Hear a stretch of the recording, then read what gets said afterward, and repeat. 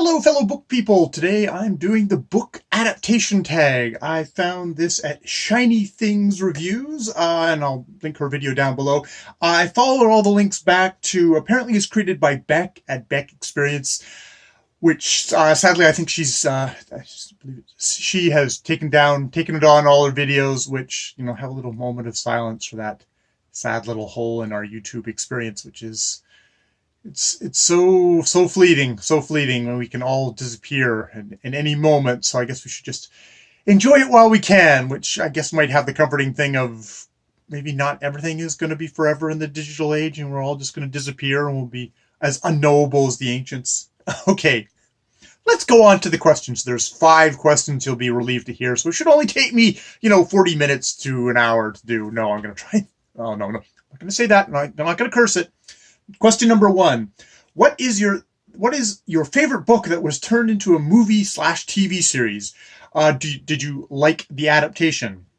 And I was looking at my list, and I think probably the favorite book to movie adaptation would be The 7 Pillars of Wisdom by T.E. Shaw, which was turned into a little movie by David Lean called Lawrence of Arabia. David Lean actually has quite a good track record in that. He also did Great Expectations, a really good Great Expectations by Charles Dickens, and he did Dr. Zhivago. So a guy who liked to mine his literary sources for the giant screen and use that kind of like well, it's interesting. 2 of the movies, Zhivago and 7 Pillars of Wisdom, they took things, I actually haven't read Dr. Zhivago, but I can say coming from 7 Pillars of Wisdom, it kind of translated whatever kind of a Eastern Englishman's kind of mystic romanticism towards the Middle East and transferred that into the epicness and Technicolor glory. I believe it's Technicolor glory, all those vivid things. So yeah, that's probably my pick for one of my favorite books. I mean, there's a lot of favorite books. I was looking because I'm a big fan of Proust, and I know his thing's been turned in. Haven't watched it. Moby Dick, haven't watched it either.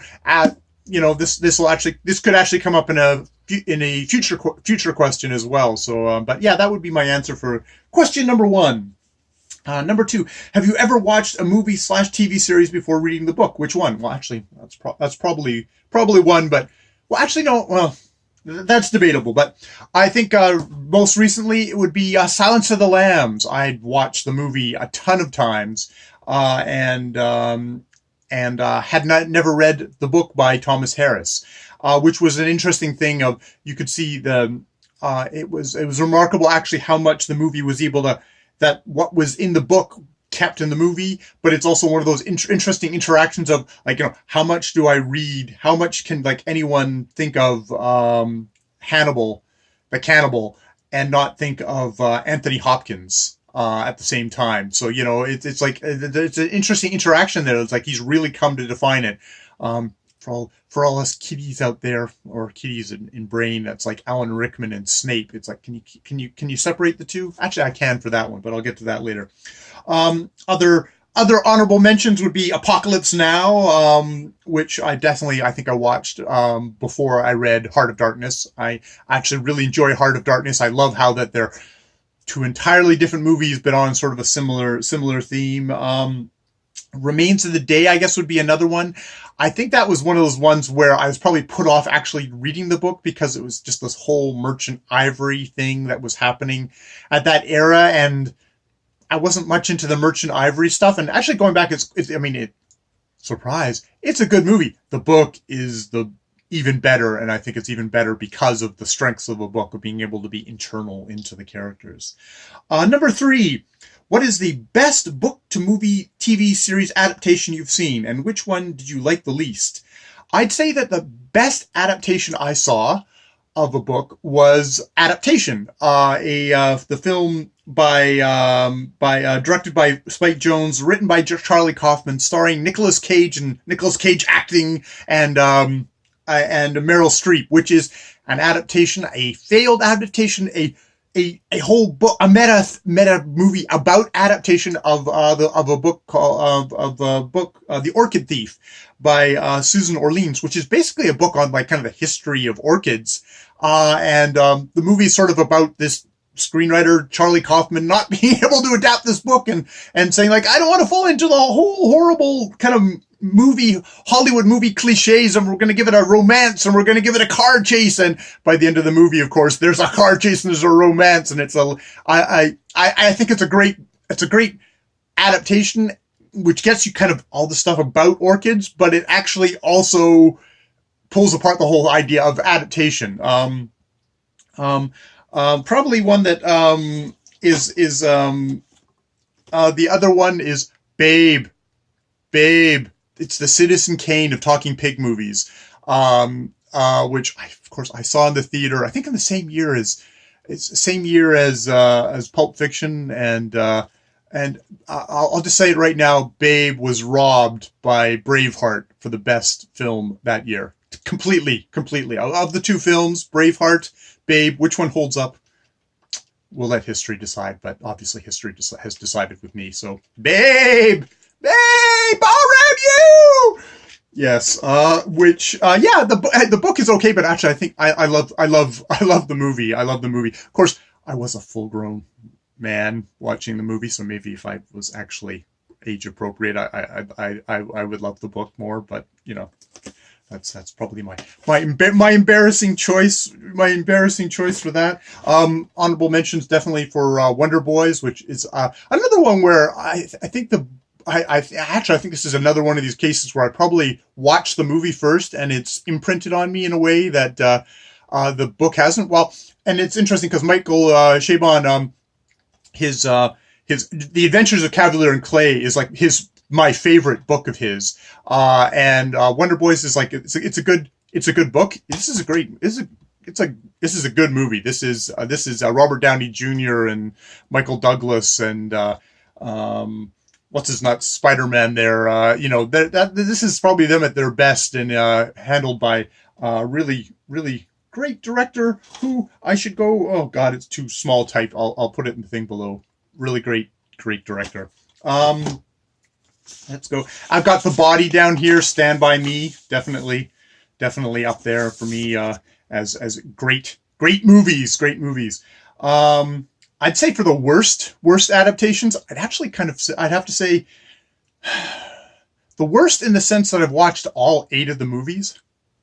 Hint is probably the Harry Potter movies, just because they're so mediocre. Just because they're such postcard. We're going to hit all the little plot points of the books, but we're not going to really try and adapt this. We're just going to kind of basically film what's on the page. I know there still had to be massive amounts of compression, but just because of constraints, just because of how giant the story was, this was something that they were forced to. Basically, we got to hit the points. Anybody who hasn't read the books is going to wonder what the fuck is going on here. They're competent, but that makes it all the more disappointing. So I would say, for real kind of flops, it's probably like The Golden Compass, Philip Pullman, the one that was starring Nicole Kidman and Daniel Craig, which actually is amazing casting, but just didn't do the work. I think they actually tried to do a Harry Potter thing in some ways. I know they altered stuff. They were wrestling with it, but I saw that in the movie theater and it was like, there's not going to be another one. And it was like, yeah, that's probably for the best, at least from these people. The Hobbit movies, which, that I think it really shows the thing of, there's the benefit. There's like when a movie works, you have a whole team of people who are all putting their collective geniuses to work to tell a story. They can a lot of times they can surpass a lot of authors, like 99% of the authors. They can surpass. They can craft a better product. I think of something like Game of Thrones, where when they're using Mr. Martin's raw material, they're able to edit it down, and they're able to by the actor choices, by all the kind of all the set stage, all that stuff. They're able to make something that's like as or more enjoyable than experience of reading the books. In a lot of ways, it's like I made a point of reading the books beforehand, because there was at one point in Game of Thrones where I watched some of Game of Thrones, and then I went and read like one of the later books, and it dragged where it wouldn't have dragged if I had just read it on its own. I would have like, oh, I'm interested in all this kind of like this kind of tedious stuff. But once you've watched the movie and they've edited out all the stuff, like this isn't not important. We can just pull this out and just get to the story and get all the actors acting and stuff like that. You go back to the book and go, oh, George, yeah, it's dragging here. You could have edited this out. Of course, now that the Game of Thrones people have gone beyond George, you sort of see, oh, George is also the key, is a key part of the success behind that story. I mean, surprise, George Martin is a key success behind Game of Thrones. But a lot of times it seems like book adaptations, the filmmakers can take the book and if they're great, they can build upon it by translating it into this other medium, and sometimes completely transforming it. Something like Apocalypse Now, where it's like it's nothing like the source material, but somehow it captures it captures a modern take on that and make it come to life, or come to life in a different way. I think Heart of Darkness lives in a different way. Hitchhiker's Guide to the Galaxy the movie was a terrible failure, which is interesting because it started out. Okay, we'll get into that later, but that's like, oh yeah, that was it. That's like, oh, you can see this is like, what do I love? What fell short, and that would be one. Dune, actually, I love is a wonderfully ambitious, horrible mess of a failure, but it was trying for something, and I actually enjoyed that more than if it had been like a plotting.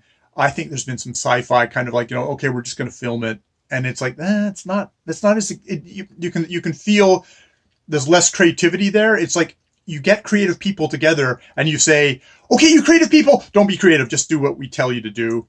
It's like the energy goes out. But if you say, okay, you creative people, we've got this, and we're going to make it our own. We're going to do our own stuff. We're going to fuck around with it, and we're going to make our own stuff. And that's when you get art. That's when you get something that lives.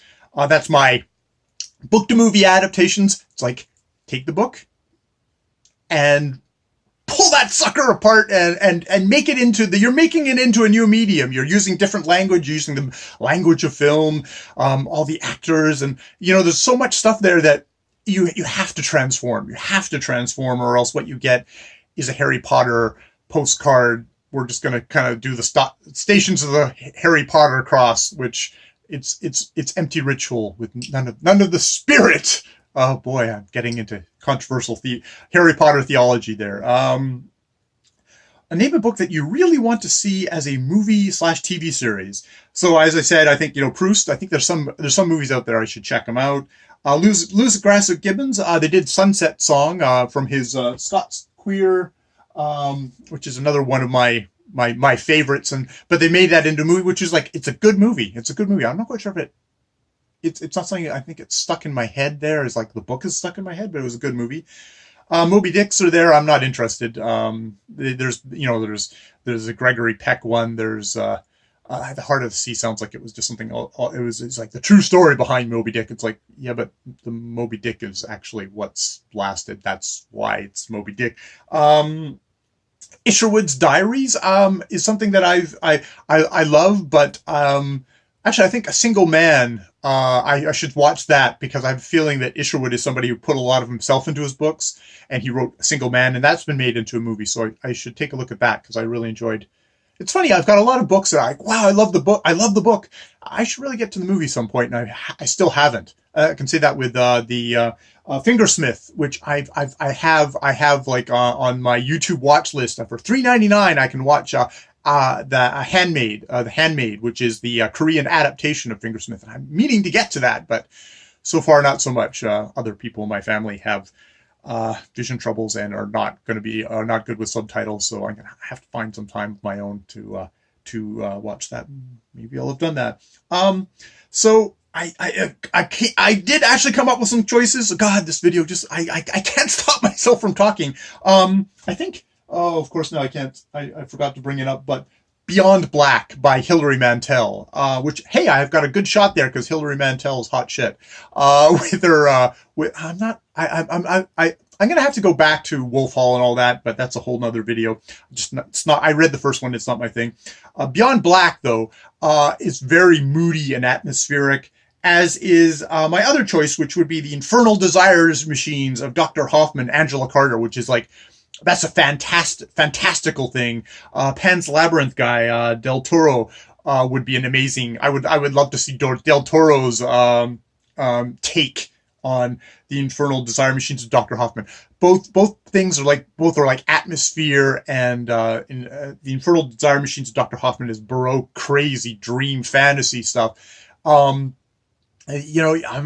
Del Toro might actually be too staid of a director. You need someone even more crazy for it than that.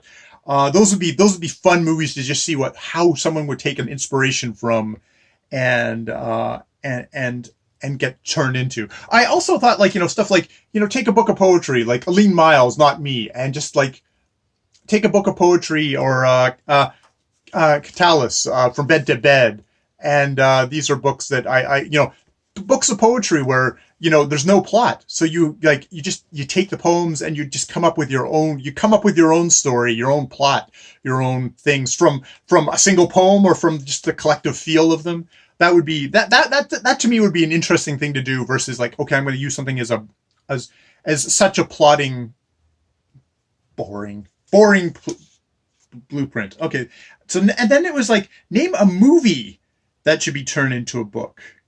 It seems like such an odd question because, it's like genre books regularly get turned into books. Like, you get Star Trek and Star Wars. The Douglas Adams made an industry of turning his radio play into TV show, into book, and then into movie, and stuff like that. I can see why a lot of people, like, they end up using like magazine articles or non-fiction books. Like, what did I guess, like, I read a book on Jonathan Swift, or Magellan, circumnavigating the world, both of which I'll link down below because I cannot remember anything about the authors, and I didn't think about this because I was going to have a failure, but now that I'm talking, I'm thinking, I'm throwing up all these nonfiction. It's interesting. I think I would go to nonfiction for that, where you can use stuff as raw material, which is what a lot of movie people do. I mean, they obviously also use books because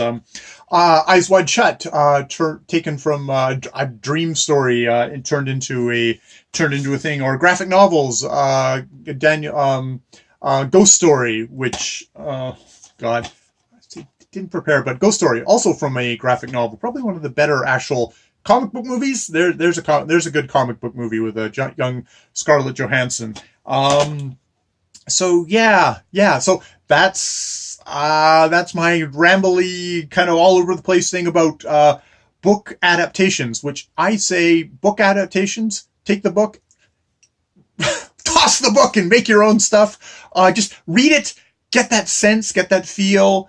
I think the really great adaptations are the ones where they found some kind of a kernel, they found a spirit, and they're able to use that to create something that is, people always talk about that like basically a movie is like a short story, and even like, a series is like, it's like almost like a novella length. It's interesting. Like, I think someone like Stephen King, it's like either his short stories like Stand By Me and The Shawshank Redemption, both short stories, are probably the most successful, or you get things like his the adaptations of, well, I don't know if it or The Stand. I have fond memories. I think I've watched The Stand more times as like a television miniseries, and that like gave him a little bit of room to breathe in his own kooky, at least what my view of kooky kind of Stephen King. I'm not a big Stephen King fan. I think I read The Stand, and that was, I had my fill of Stephen King. There, I've offended Harry Potter. I've offended Stephen King fans. I've offended anybody who's just like, oh, the book is the Bible, and we shall not. Oh, and I've also offended anyone of theological bent. So, in closing, for this highly controversial book tag, more videos later for whoever comes back. Bye for now.